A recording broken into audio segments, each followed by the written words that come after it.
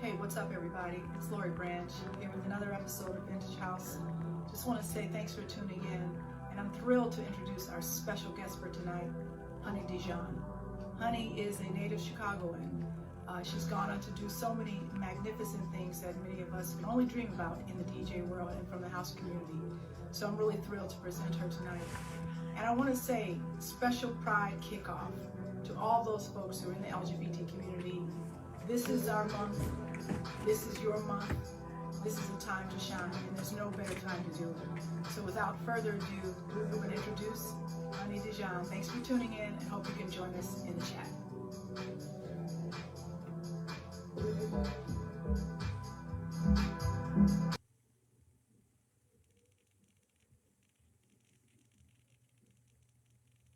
All right, cool beans. Uh, What's your day like today? my day has been, I've been doing Zoom since my yoga class at 8 o'clock. Oh This is no. like my Okay. fourth Zoom today, Hans. I know you're always working. Yeah, what else is there to do but work? I feel you. Well, let's try to have some fun. I'm so thrilled to just hang out with you. So let's relax and just have fun with it. I'm just I know you are interviewed a lot, and we're not Mixed Mag or Red Bull or any of those labs, but we love our little vintage house show. And we've been doing it for like 6 years now. It's, Oh, it's hard to fabulous. believe. Yeah, 6 years. I think I talked to Lauren. I was like, how many guests have we seen? We've talked to like 200 people. And so Oh, wow. we got a lot of stories, girl. We got a lot of Wow. stories. I mean, Well, we I'm got, very honored. It doesn't matter that you're not, I wouldn't have done it if it wasn't you. So well, okay. So y'all heard that. So don't even, you need to call I her don't publicist. do Okay. interviews, unless it was you, but yeah, Don't be asking me any questions. Okay. She's only doing it for me. Thank you. Thank you. exactly. Thank you. So, well, welcome to the Vintage House Show. We have had, some times together in the 80s. And I want people to know who you are. And I'm going to, talk a lot about who you are. And the people have already heard that in the intro. But I want to hear it from you. You're from Chicago. You are an international success. You have put Chicago on the map in ways none of my friends have done. So that's why we're all so proud of you and love you and can brag about you because you are ours. You are ours. I don't care what anybody says. You are ours. You belong Well, to I us. mean, yeah, I She's mean, like, kinda. no, it's true. I mean, I always, it was life changing for me. I mean, I was such a kid at that time, and I was, just a little backstory, and I've been talking a lot about this, about my Mhm, roots of how I came into this music, but um, it was, my first musical education was from my parents. My mhm. parents had a vast record collection and they liked to party, child. I grew up on 93rd in Kingston. And Wow. I always tell people I'm from the hood. Like, I know I make it look chic and sophisticated and all of that. But the bitch is black as fucking from the hood. Ooh, So, Southside, 93rd in Kingston, Cottage uh, Grove Bus, South all of the Side. Evergreen Plaza and all of that. Um, That's I great. just really feel that I was really born at a very special time, Mhm. and I don't know, I could have been born at any moment in history, and I just happened to be born at the beginning of house music culture, and I was very, very, very fortunate, and I met you through your brother Carl. Mhm. But as most, my life growing up on the South Side wasn't easy. No. I was to use the language now, I mean, being a trans person, but back then you were just bullied a lot for being different. Mhm. And music was my salvation. Music was what sort of gave me comfort when the world was not having me, especially on the Right. Black and Latin neighborhood. So I was really lucky because, like a lot of people don't remember, a lot of early house music parties were in Catholic high school auditoriums. Of And course. so, I went to Catholic schools because that's what Black people did back then. They would get you a better education, they put you in a Catholic school. And so I went to St. Peter and Paul as a kid, and then when I went to high school, I went to Hales Franciscan, which many people know is an all-boys school. Um, I can talk about that now comfortably because I'm very secure with who I am. But in my previous life, that's where I went. And so, house music was such a big part of that. And, kids would bring tapes to school or someone would heard at the warehouse or in the plant. So it's just sort of, this was my education. It was really from the ground up. It wasn't like I experienced it in a club. I experienced house music taking the train. If kids were dressed a certain way, you knew they were into house music, or like hearing it on the back of the bus going home from school. People had mixed tapes, and people would bring tapes to school and play what someone had bootlegged at the club. So for me, it was really like I was thrust into this music and culture just by being who I was. So that's my beginning of that. And then I met your brother Carl, and then he introduced me to you. And then I used to do sleepovers at your house, and then used to come home high as hell. And Now, just tell that story, right? Because you know well, what? the story was I was in awe of you because I had never seen anyone like you before. Like the cat suits and the punk out hair, and what people don't realize is Chicago is such a musical city that there was all this mix of sounds going around, and you had the new wave scene and the punk scene, and Right. but what was so funny to me, the same thing was happening in New York, but in a different way. Yeah. But so you either know if people were house, if they were dressed like they were about to, because jacking used to be called punking out. That's And you right. either like had safety pins and your mohawks, or you were wearing things from like Gianfranco Ferré or Versace. So I always tell Absolutely. people my education in fashion and music came from Southside Chicago. I love it. Let's talk about some of those folks. So you mentioned Carl. There was and Carl's my little brother who absorbed everything. He's a Yeah. musical person, and he's a pianist, and he's a musician, and he was Honey's friend, which is how I met Honey. It's great. Yeah. And remember John Jordan? There was John Jordan, who I also met through Carl, the Yeah. shadiest queen on the planet. She, Evil and shady, but funny. yeah. Funny. And actually, I had this illusion about being a model when I was a kid. I mean, I'm really talking like 11, 12, 13 years old. I was so mature for my age. I can't think now, if you're like a young Black kid, the freedom that we have, it's mind blowing, because I went everywhere on my own. Yeah. But I developed early, as they said. So, yeah, I met John, and John introduced me to down Rush Street, and when they had That's right. Parachute and Oak Street, Yes.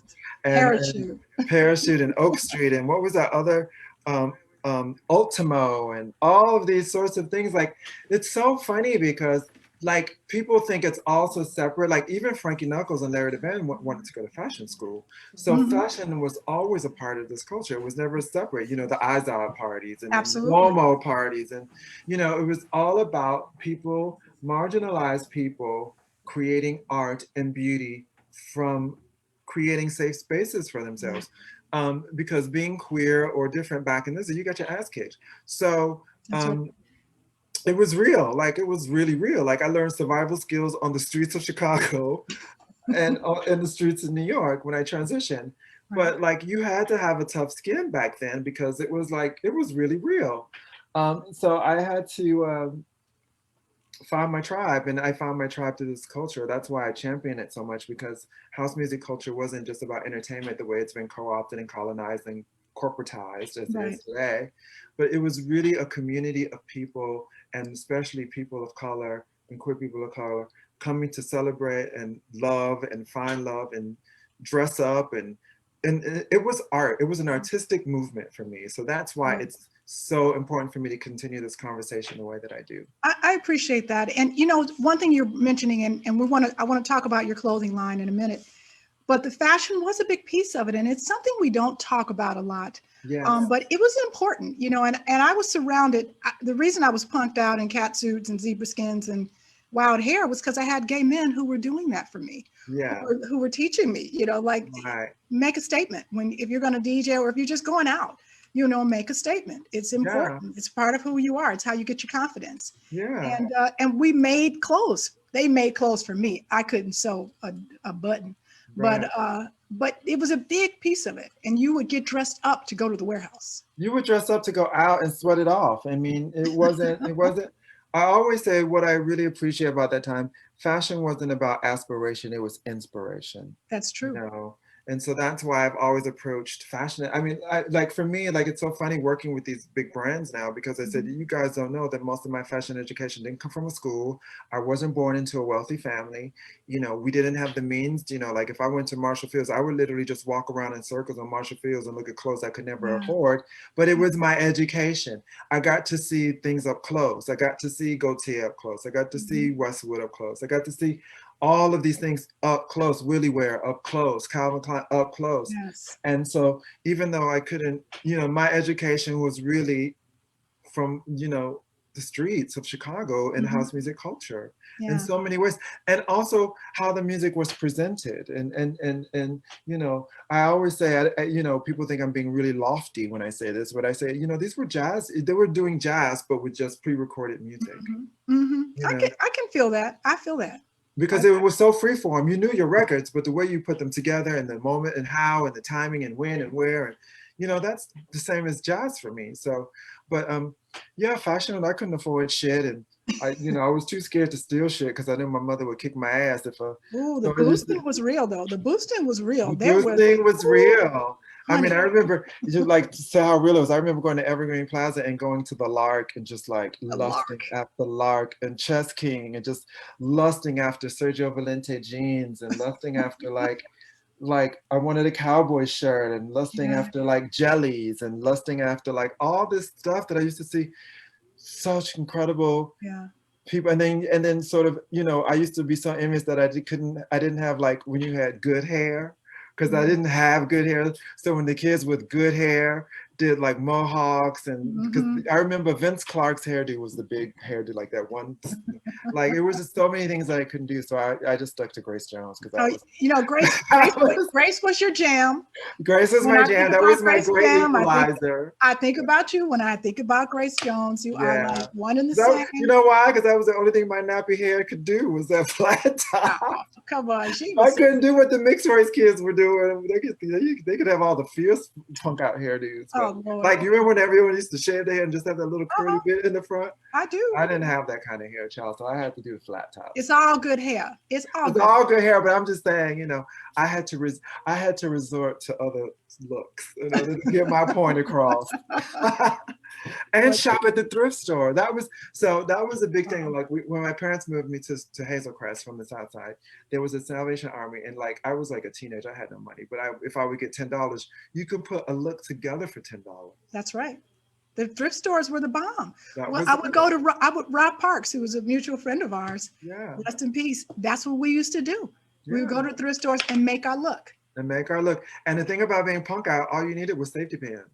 So all you needed was some white socks, some penny loafers, some jeans rolled up, an oversized blazer that you could get for 50 cents. Yes. Go to Wax Tracks, get some badges, put it on there. You had a look. That's true. Little sky figures. Yeah, you had a look. I remember that. So you were, I just have so many memories. We could spend all day doing that, and I love it. I think about, you know, when I lived downtown and on Printers Row. Right on Printers Row, and you had so much energy. And I had this girlfriend, her name was Debbie. And when you came by, I was like, oh my goodness, there's so much energy. And I thought I had a lot of energy. I think you were like 15. I don't know. Yeah. I was like, I hope we're not being a bad influence. You were in a good way. I mean, I always say I was introduced to a lot of things, but I think the biggest thing for me that was life-changing was John Waters' Female Trouble. Oh my gosh. And because, you know, Carl knew that movie from backwards to forwards, and it was so funny the way he would emulate everyone. And so that was my education. And that's also, you know, Imports used to be down the street, and that's where I met my best friend for life, Derek Carter. So all of these things were converging in my adolescent, in my formative years. That's probably, I still have that same energy. I know, I see it. I love it.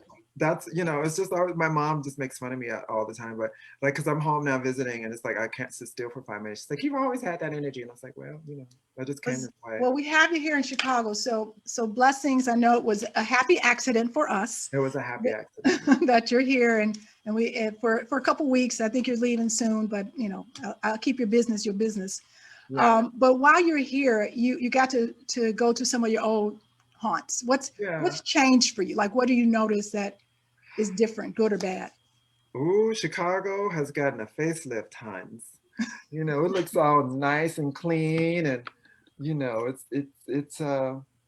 it's more modern. Yeah, But you know, every time I come here, my first port is gramophone records. of You course. know, that's you know, it's still one of the best indie record stores in the world, and one of the few remaining ones in the world. Yeah. And I get stuff there that I don't ever get anywhere else. But it's nice that they have modern conveniences and things like delivery and like, you know, really good food. I mean, back then the food was okay, but you know, Chicago's one of the best Gotten culinary better. cities in the world.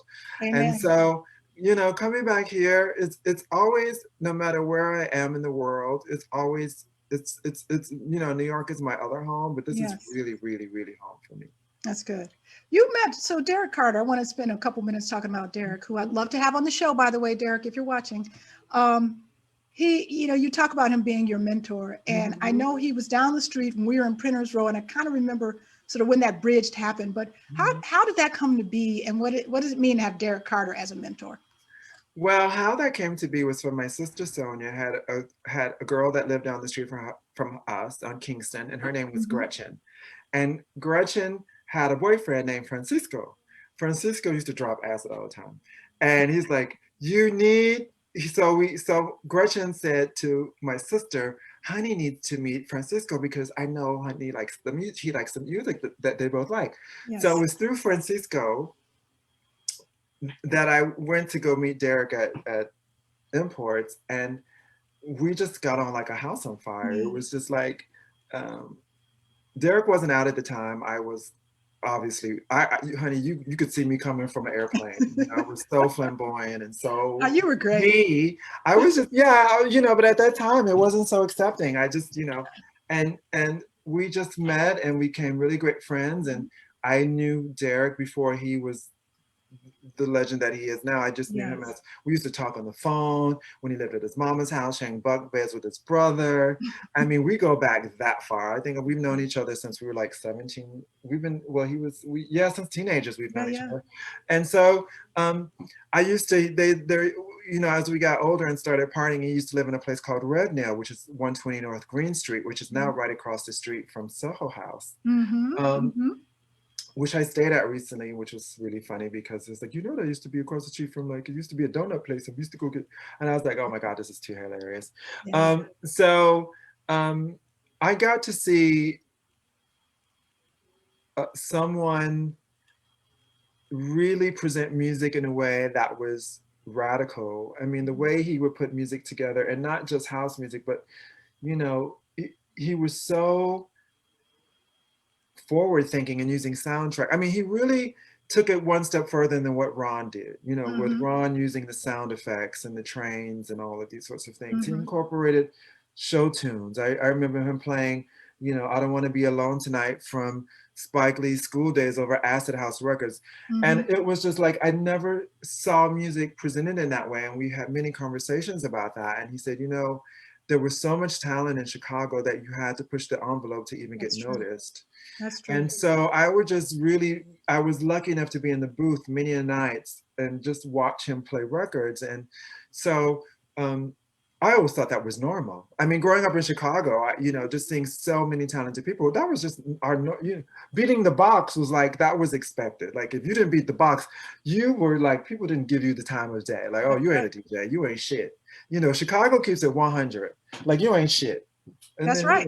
you We know, got it like if like you don't, Showtime at the Apollo. you can't, you know, like if you are not, if you gonna come beat the box, like what's good? So he was a mentor, and for me, you know, I have a word now for my art, and it's experiential. Mm. You know, I got to experience greatness, and now I'm just using that life experience to keep expressing the music the way that I do. Everything that I play, I have two mentors with Danny Tenaglia and Derek Carter, but Mhm. Derek Carter for me was the one that really sort of expanded how the roots of Chicago and how to play, and layering records and sound effects and accenting certain parts of the Yes. record, and using and remixing pop records, and you know, all of this is Chicago shit, like on any given Saturday night. It's That's radical right. for the rest of the world, but for like what I'm doing now, I always say when, you know, I travel, it's like everything that I'm doing is not mine. Right. Oh, wow. That's sweet. It's That's not sweet. mine. I've just taken what I've experienced and made it my own. You have. But the information is not mine. It's Ron, it's Frankie, it's Derek, it's Yeah. it's so many, it's a collage of so many great artists. Speaking of Frankie, I was watching something you said some time ago when you said a statement that I thought was really interesting, and it was something like that he was the last black gay. The last gay black DJ that we had. Exactly. Mm. What do you mean by that? Well, what I mean by that is that he really um, represented a time Mm-hmm. that is no longer here. Yeah. I kind of feel like Black people have abandoned house music in a way. A certain Mm. generation still holds on to it, but majority of the people around the world that listen to this music and celebrate this music, there aren't Black people. And I think, when you think about the information that he had in New York in the 70s and DJing in the Continental Baths, or being around in the Continental Baths, or being in Nicky Siano's gallery, being in these really formative clubbing cultures and experiences that have set the template to what's happening now, and having that Black gay expression. Yes. um, it's I don't feel like, I think AIDS has really, I always love what Fran Lebowitz said. AIDS not only took the people that created the art, but it also took people that listened and celebrated the art. And so, Absolutely.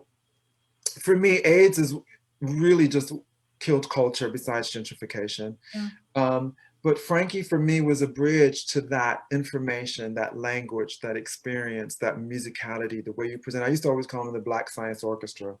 Um, I I had love two it. names for Frankie: Francine Fishpaw from female, I Francine, love it. See, and because everything y'all was gotta always watch. John Waters.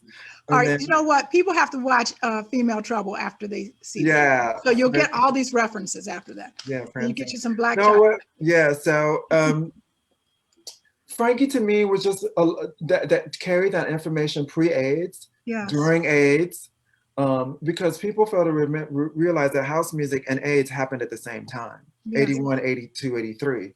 And this was the beginning of that. So, you had this virus that was killing so many people that they didn't know what they were being killed about. And so that was the birth of activism. And then you had people trying to come to grips with finally get a little bit of freedom to express yourself sexually. And here comes this disease that just tears 20 years of work post World War II down. Right. So for me, when I say he was the last Black gay DJ, he was the last time that there was so much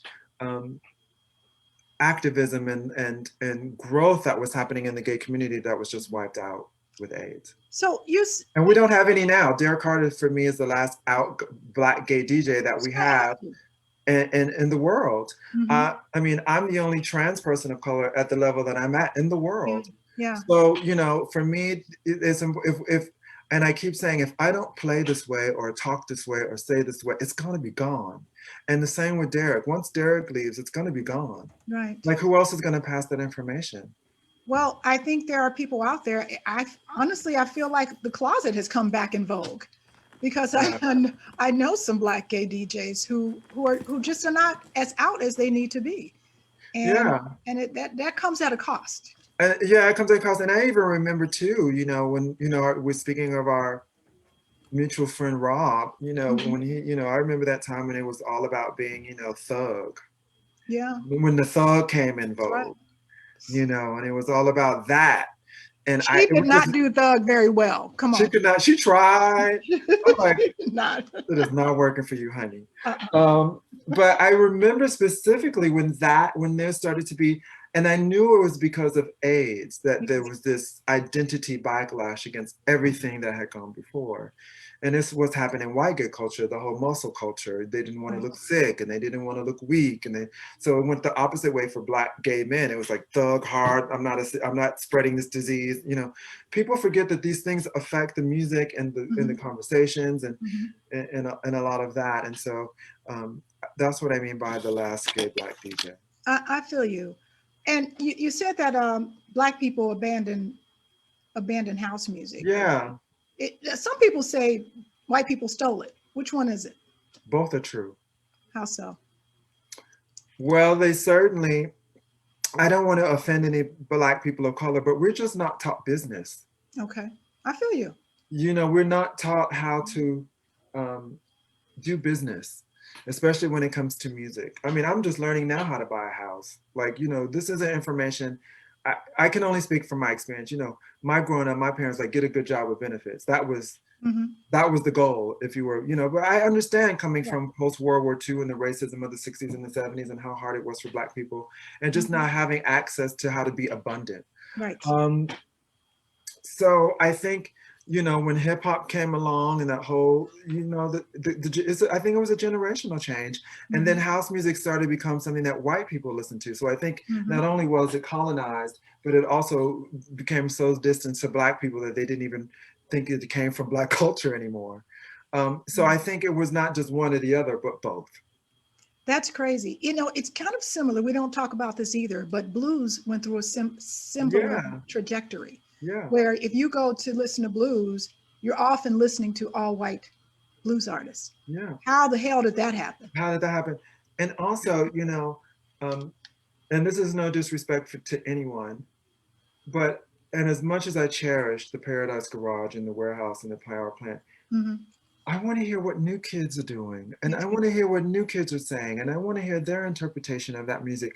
These places are closed, these DJs are dead, that time is gone, Hmm. and I think, you know, I don't live in the past in a nostalgic way. I live in it in a way from I take creatively from that and how Hmm. can I move that forward to today? How can I expand upon this language that has gone before me? How can I make disco sound new and fresh? How Yes. can I make a new disco record? Why does it have to be something that Salso did? Why does it have to be something that West did? I can't improve upon something that was 100% perfect the first time Hmm. and its imperfection. I Hmm. can't do that. I can't, no one, there's nowhere in the world that someone can make a record like Go Bang now. No, They're no, just, you know, or Billy Who, or Thousand Finger Man. You no. know, you're talking pre-digital, you're talking musicians, you're talking culture and singers and having,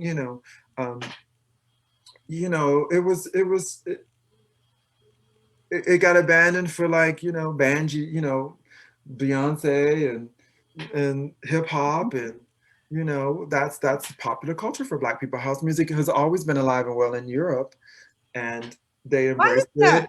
I don't get it. Well, you know, I don't want to read people, but colonizers. You know, Yeah. who colonized America? Who colonized this country? You know, Hmm. but you can't be mad at someone for taking something and Right. running with it. And so it went to the UK. They saw this and they celebrated it. They were the first ones to bring over a lot of Black artists who had never left Chicago. Right. You know, a lot of this was a lot of, you know, so it's multi-layered. Hmm. It's not one stole and one abandoned. It's just the evolution of what happened in the music and the culture. So I feel you. And what do we do about that? And I know what you're doing about it. And I think everyone applauds you and when we lift you up and like want to say yes, that is the path. What are other people's paths? You know, like and everyone's got to figure that out for themselves. But what do Right. we see? What are we missing? I just think visibility and exposure to those Yeah. stories, and that's what I try to do in my work, and like bringing people like you or doing things, and you know, like Craig Loftus is still around. You know, Hmm. I think it's exposing these people. Even like you know, I posted about Mark Farina yesterday, and like a lot of people may not know how great of a DJ. There were so Yeah. many people. So I think as long as I have this platform and visibility, I'm going to try is put a spotlight on as many people. You know, I talk a lot about. You know, everyone always talks about the power plant and the warehouse. No one talks about CODs. No one talks about Chiefs. No one That's talks true. about Windy City. No one talks about Bijou 1 and 2. No one talks about You just about that. no one talks about um, any of these places, Hmm. you know, and Paradise. Um, you know, there's Yeah. so many more stories. Yeah. No one talks about Normandy's, the Latin gay club that we all went to. You know, there's so many things and stories that need to be told. And so for me, it's important to keep that going. Yes. And And not you out of nostalgia, but like, no, yeah, Ron and Frankie were fucking fierce, but look at this person. Look at that place. Look right. at who was in here. You know, this is not the whole story. Yeah, you're not, you're right, and I know our executive producer Lauren is taking great notes. Those those are clubs we do need to talk about. We spend a lot of time And that's no disrespect. You know, I love all my warehouse memories and Yeah, of films. course. It made me who I am. But you're right. I was out every single night of the week, and it wasn't Yeah, always the warehouse or the yeah. power plant. It Right, was tons exactly. of stuff going on. So go ahead, honey. No, no, no. I mean, my whole, like I said, meeting Derek Carter, that was the same Mhm. time around, with prescription records with Ron and Shay and Cash Records when Cashmere was doing it. Right. And so most of the part, we didn't even go to clubs. Most of my clubbing experience was, I was too young to get into clubs. So most of That's mine right. was like loft parties and Hmm. underground parties. Hmm. Hanging out. Sometimes people would make tapes and bring them to my apartment. That's I just gave Derek like a box of tapes that him and Mark just made for having little parties in my apartment. that's so sweet. Yeah, Yeah, we spent a lot of time in Craig Loftus' basement when I was a teenager. yeah. That's how that all started. I mean, Yeah. I used to have a fake ID to go to clubs because, well, you could get a fake ID on 63rd and Stone. Was it Cottage Grove? It was the 63rd Street Cottage Grove L Stage stop. Yeah. I remember getting a fake ID. Yeah, like that really meant anything. Like they didn't know it was a fake ID. They knew it was a fake ID, but if you were there, It's like you made the effort, so we'll let you in. I mean, sometimes I didn't get it. Where I got most shit was from the white gay clubs. They were the ones that didn't let me in. Well, they didn't want black people in there. Yeah, they didn't want black people. So all those clubs on Halstead, Mm-hmm. the video bars and Roscoe's and all that shit. I got thrown out once from a gay bar. Mm. And can you imagine being a teenager? And that's when voguing was starting to come around. And me and my friend Aaron, we were voguing and just having fun and carrying on. And Mm-hmm. the bouncer came over and said, "We don't want any degenerates in the club," and Oh, they threw us out. And that was when I realized white gay culture doesn't have my back either. Mm-mm. Mm-mm. You got to have your own. Yeah. You wanted to leave Chicago, and you did. What made you leave to pursue other things? I got fired from my job. Okay. I was I was always late because I was at the club. Yeah, at the club. And I got fired from my job, and Derek was just starting to DJ a lot. Mark had moved to San Francisco, and I felt like, I don't know, it was just a chance to do something that I didn't really see why I was staying in Chicago. Right. And I moved to Washington, D.C. I didn't even know I wanted to be a DJ. I was a dancer and a clubber back then. I just loved the music so much. I just always bought the records and just danced by myself in my bedroom until I was dizzy. And, I always bought records when I was with Carl. We always went record shopping. Yeah. I just always bought records. I went to Loop Records, Wax Tracks. I just always bought records. And you had. And that's where I met, huh? I was about to say, and you kept them in pristine condition. I remember that. Who'd you meet? So I moved to Washington, D.C. for a year, which was the worst year of my life. I visited you while you were there. Remember when Oh my God, it was so depressing. You were not happy. I was not happy because I didn't understand politics. I didn't understand classism. Because growing up in Chicago the way that I did, this is what I'm talking about. I grew up in a Black and Latin neighborhood. Then when I started partying, it was people that liked this music. It didn't matter the skin color or what part of town you lived in or who your family was. Or, I had friends of all colors and all sexual or, club kids, trans people. I just knew everyone, and it was just because we all loved this music. So when I moved to a city that was based on classism and politics, it was like a mind fuck for me because I didn't navigate my life from that perspective. But the one thing that it did allow me to do was to take the Greyhound bus up 4 hours, $40 every weekend, and that's how I met, and that was my slow transition to moving to New York. And I moved to New York with $300 in my pocket. Wow. And slept on my friend Gant Johnson's floor. Oh Lord.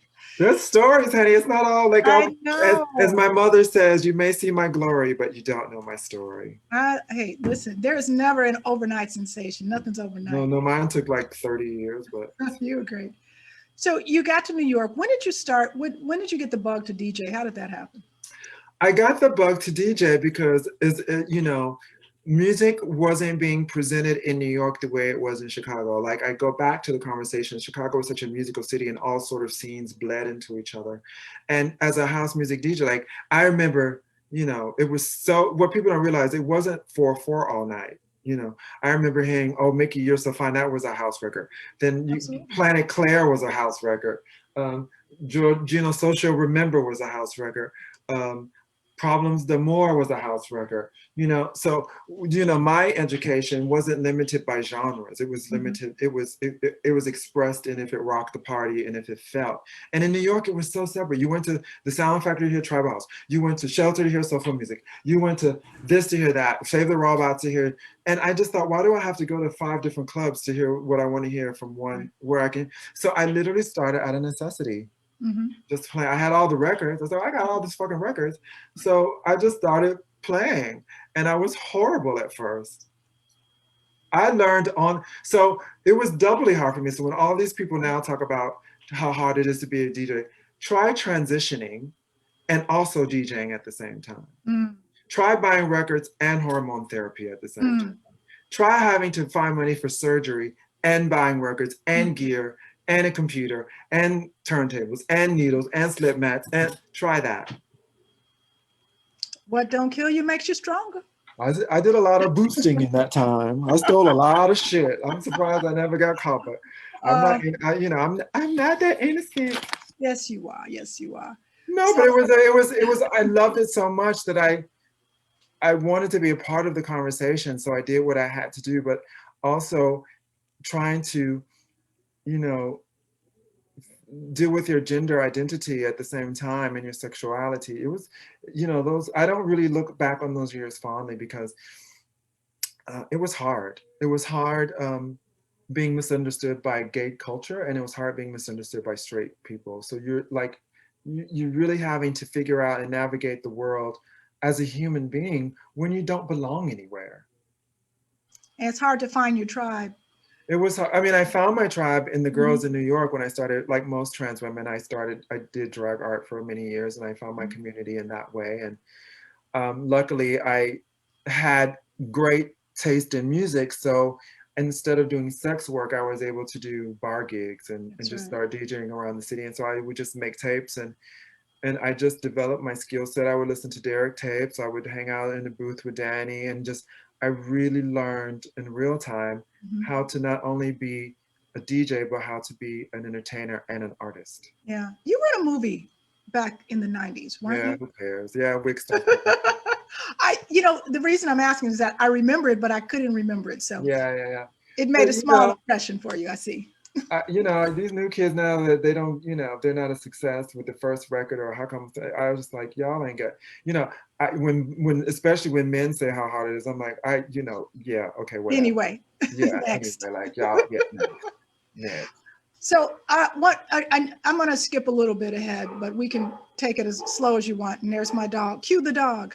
Um, you went, you did a massive leap into an international scene, and that took you touring, that took you to many different places. What was the linchpin that made that happen? And I know some of it was about your producing. So if you want to talk about that, that'd be great. Um, the funny thing is, I thought doing one thing would lead to that thing, but it was, Derek always said, just keep working. I think it was just a body of work. It wasn't one specific thing. It was, um, I was lucky enough to, when I moved to New York and like I said, started doing drag art gave me a lot of access to promoters.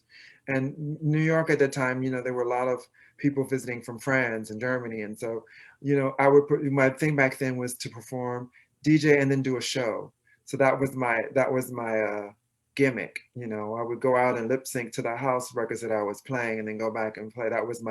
No one was sort of doing that at the time. So, um, the first couple of times I was just invited to Paris and Germany by friends that saw Mm-hmm. me. And then when I slept on many floors and flew couch many of times. And this is before the subway had elevators and handicap elevators and carrying those big metal crates up and Oh, downstairs. And Lord. yeah, I mean, it was, so I think I was lucky that I had friends that would bring me over, but I always made music and I tried to do it as much as possible. But I think if anything in the last 10 years that has really changed something for me, it was the Boiler Room that I did 3 years ago. Okay. That now has 7 million views, I know. I seen it. I which was is insane. I was like, are you kidding me? The first time I saw it, I went back to it and I'm just like, oh my God. Yeah, but I How did think, that feel? well, you know, it's a funny story about that thing. You know, so talking about, I thought if I was on the cover of this magazine, that would get me there. I thought if I DJ'd at this club, that would get me there. I thought if I had a record out on this label, that would get me there. And I realized that you never know when your moment is going to come. I didn't know my moment was going to come that day. I had been in Australia for 2 weeks. I didn't have a really great tour. It was the last gig of my tour. I got off the plane. There was no one to pick me up. I literally only had 45 minutes before I had to get to the hotel and get to the stage. And the car literally dropped me off at I had 5 minutes to go to the bathroom at the hotel. And then, so I was dealing with all of this adrenaline of being angry. And then I get there and I was just thrust into you know, it was so many people, but I could only see what was around me. And Yeah. I was just dealing with logistical stuff like, you know, is the mix okay? Like, well, and then I just felt like everybody showed up that day. Ron showed up, Frankie showed up, Derek showed up, Danny showed up, like everything that I love, because I had an hour to tell a story. And how could I tell this story in an hour? So I started off with R&B, Stevie Wonder, that's where this music comes from. And then I went into Go Bang, because that's New York, Arthur Russell. Then I went to, you know, so it was like, I was just putting all these narratives in my mind of everything that I was learned and taught and put that in that hour. And when I left, I just thought like, okay, well, you know, it's done. You know, I had no idea that 3 years later that people would still be talking about that. And I had no idea that that 1 hour would change people's perception of who I am as a DJ. Because for me, I didn't even think I played that great. I've had much better sets for me, as far as, you know, technically. Yeah, well, So you're you not. never know. You I never love that know. story. Let me ask you a question about it. Did you go in with a set in mind, or did you No. feel it when you got there? I put my set together on the plane. Yeah, I just chose a bunch of records that I thought would work. yeah, and you say, I'm gonna pick 10 of these. Yeah. I love it. I love it. You can't prepare for that. No, I don't There's think no so. way you can prepare. There's no way to prepare. There's no way. I Right. didn't know what I was walking into. No. All I knew was that I trusted myself enough. Good. And the whole thing that I just kept thinking about is like, please don't let me fuck up a mix, because I do not need, you know, because women get it harder technically than men do. Yeah, of When course men they fuck do. something, oh, it's rock star, oh. But if we do it, it's like we can't DJ. So the whole thing was is like, I just wanted to make sure I didn't fuck up, because Yeah. you're talking about being outside, the acoustics aren't that great, speakers are on the floor, like I'm having to navigate a video in my face. And people everywhere. They're People like, so it's not like the most comfortable no. environment to do your work, but everyone showed up that day. Yep, you got it right the first time. Yeah. See, Well, no, there were millions of times before that first time. what I mean is the time where it needed to count. The time where it needed to count, a bitch had put in the hours. See, you, that's right. That's yeah. I put in the hours. But the hours started from when I heard my first salsa record when I was Of course it did. 12. That's when the hours started. That's right. I love it. Oh, what a great story. You got to write a book, honey. I know my mother keeps telling me to do that, but I'm still alive yet. Let me like get through this first. Let me get through this one, and then let me get through life before I put it down on paper. Write your memoirs. Yeah. Let's talk about touring a little bit, just a little bit, because it's horrible. I was just going to ask you: do you love it? Do you hate it? What do you like about it? I love DJing. I hate touring. Okay. One of the great things about the pandemic is that I was allowed to rest. I learned a new skill. I learned how to cook vegan food. I got to really do something else. So when we talk about my fashion line, I got to be creative in another arena. I always knew when I started to get this profile that not to put all my eggs on one basket. It's like, you know what, honey, like I've had a little bit of success before, but not like this. And I always know that it's like this. But if I don't depend on this and do other things, then I can have a lot of balls going. So when that one slows down, this one picks up. When that one slows, you know, so I'm able to still have presence in a creative way and not just rely on making records for the club. And no disrespect on anyone if that's what they do. But for me, I knew that I needed to have my portfolio needs to be diverse, honey. I've been down that road before. I've been through when house music went out of fashion. I've been through when minimal was big, when electro was big, when this was big, and then house music was put to the back burner. Then the two new pretty young white children got thrust to the front. Mm-hmm. So I always knew that I needed to have other things going on. So I was lucky enough to start this clothing brand with Comme des Garçons, and so the pandemic really allowed me to. Touring is hard. Yeah. You don't eat properly. Right. You don't rest properly. I actually have really tight. I love yoga, but I have really tight abductors from sitting on planes for hours and hours and hours. You know, you go to South American countries, like, can I have something vegan? And they throw a piece of leaf lettuce on the plate. It's like, you know, you go to these South American country where it's fried and cheese and bread. Lots of cows. Yeah, and it's just like, oh my God, I don't eat like this. But, you know, this is, you know, and not sleeping. Like, people really underestimate lack of sleep. The stresses of having to perform under those things. It's not all glamorous. The DJing is the easy part. Yeah, we were having a conversation recently with Jihad Muhammad. He came on the show, and he was saying something very similar. It's like, you know, once you're there and you're kind of in your space, it's okay, but the travel can be really grueling. And getting to the deck sometimes, honey. If you go, especially when you've flown somewhere all day. For people that don't do this, they feel like we're complaining. And I always say, if you haven't done it yourself, then you shouldn't judge what it's really like. That's right. Because yes, you see the name and lights, and you see the applause, but you don't see the man behind the curtain. Right. And you know, having to fly somewhere for 9 hours and then do a 3-hour car drive in the middle of somewhere, and then have to go DJ, and then have to go to sleep for 2 hours and then get back in the car to go to do the next gig. Right. You know, it can be really rough. So like I said, the DJing part is not the hard part. I get paid to tour, not DJ. Yeah, I hear you. That's hard. Well, I'm glad you're still doing it. I think it's what the world needs, and I know it's a bit of a sacrifice, but we're all glad you're out there. Hell, I'm just glad I got a job. Well, this is helpful. I live in gratitude, honey. If all I have to do is sit on the airplane, I mean, you know, there are some discomforts, but you know, you're very you are a Black person from the South Side, because Black people from the South Side are like multiple streams of income. Like, let's keep it real. You know, this is our government job. This is our government job. Yeah, child. You know, I got to keep shit moving, honey. So speaking of different lines of income, let's talk about fashion. Okay. Honey fucking Dijon. I mean, I know you got so much going on, and it's hard to keep up. And I have bought pieces, so just so you know, I patronize you. I send other people to your shop. We support Black businesses. You got to support my girl. Do it now. Do it today. Thank you. But talk about your fashion line.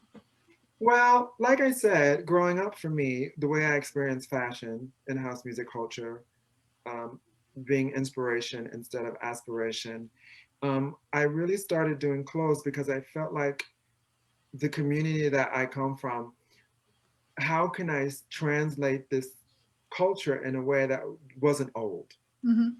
How can I show people images of this stuff that wasn't old? Because to us, you know, like we talked about Think Magazine and we talked about all these things. Yes. That's like nothing to us.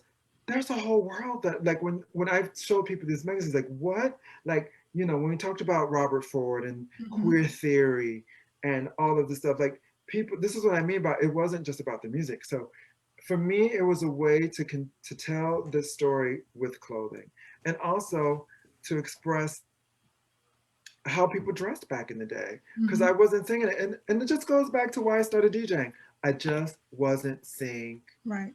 If I wasn't going to do it, who else could do it? There's no one else that could do it, because they just didn't have that experience. Right.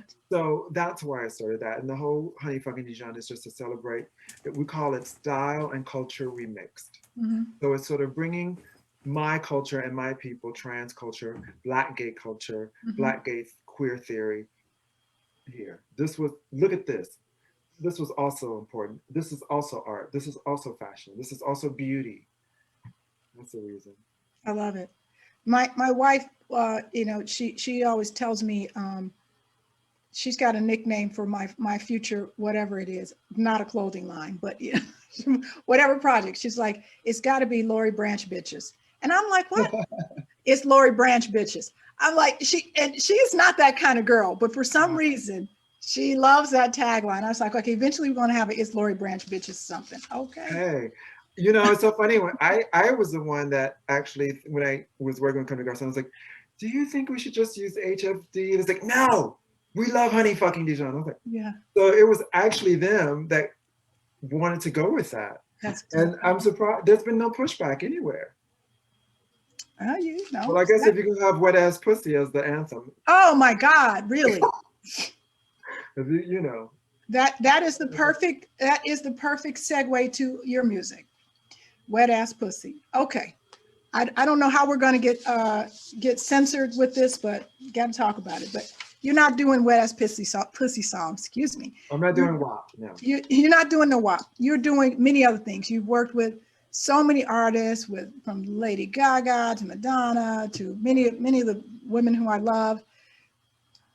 You're doing a lot. You are doing a Hopefully. lot. Girl, you are doing a lot. I'm trying to do the most. It's not over yet, honey. That's You're doing clearly you're just beginning. Yeah. But where do you see yourself? I mean, is it all equal? I mean, equal parts DJ, fashion, music. What role does that play in your life? You know, and just tell me how that's driving you. I'm just so curious about your music. All of them do. You know, my idea of success is the fact that I get to wake up and choose what I want to do with my day. They all play a role. They're not separate. You know, I don't love this more than I love that. They all speak to each other. They're all in bed together. The music, the fashion, the art, the graphics, the DJing, the presentation of music, the selecting.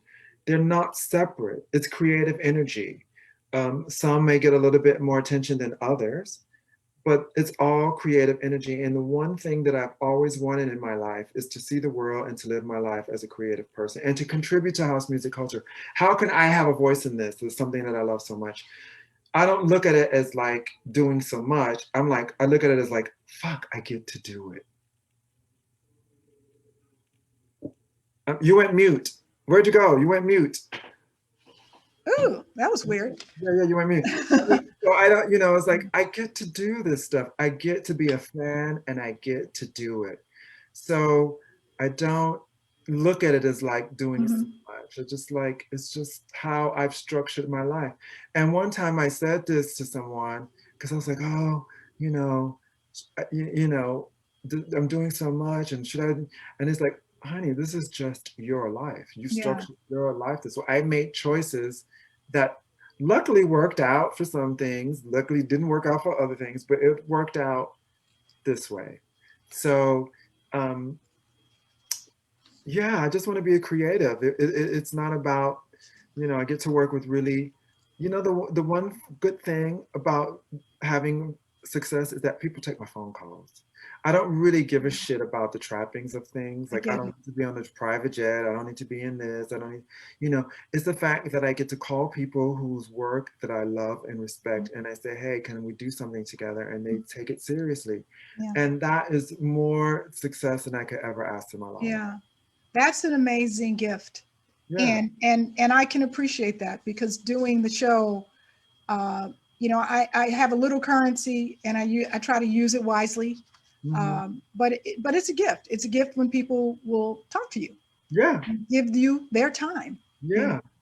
So, I mean, some of the people that I've gotten to work with, from Jojo Moroder to Nile Rodgers and Nelly Hooper, and work with Madonna and work with Lady Gaga, and that these people are requesting, I'm from the south side of Chicago, 99 in Kingston. So to go from that to this is like, it's amazing. I mean, I even stand back and say, bitch, that's amazing. So, if I don't I'm not my own cheerleader, I just cheerlead me. Yeah, that was good, girl. And, but we keep working. Yeah. We keep going. That's right. Well, I hope people who are watching this can see that you've made this possible for yourself. Self-determination, honey. And they can do that for themselves. Yeah, in the words of Billy Porter, it's no accident that I'm here. No, it isn't. And I love what you just said about success. Is that success is waking up and doing something that you want to do. Oh my God. I don't have to punch nobody's fucking time clock. That's great. I don't have to play nobody's politics.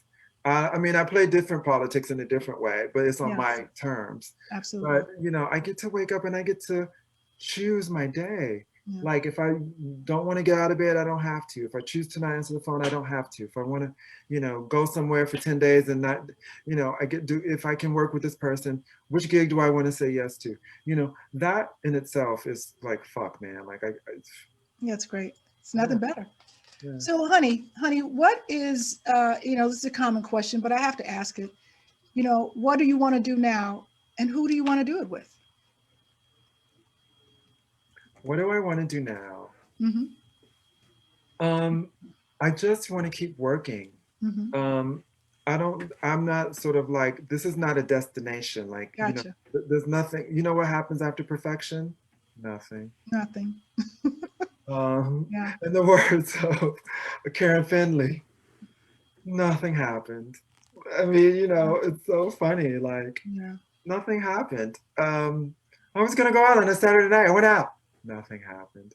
Um, or in the words of Bette Miller, you remember, you know, Mother Would Be Flung Tonight. That was Oh, another of thing I course. learned from you.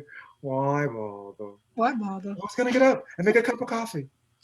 Why Why bother? bother? Um, I think the only person left to do anything Yes. with, well, two people, Sade and Grace Jones. Okay.